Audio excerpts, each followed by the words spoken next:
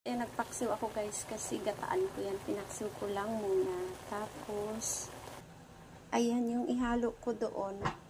Ayan. At saka, syempre, yung kakanggata. Ayan. Ayan guys, lagay ko na yung aking gulay. Ayan. Lagyan natin siya ng gulay.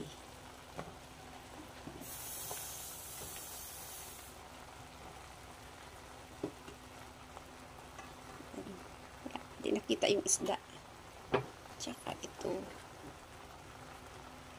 Lagay na natin yan. Tapos lagay na rin natin yung kakanggata.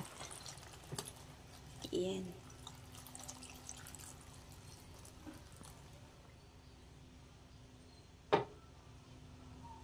Ayan.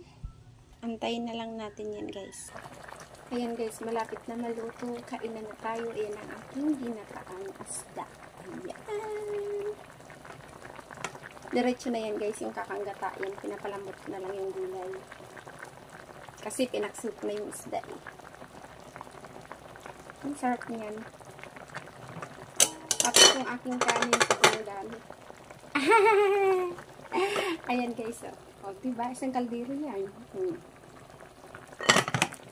Ayan, kain na. Yun lang. Guys, maraming salamat. Bye-bye.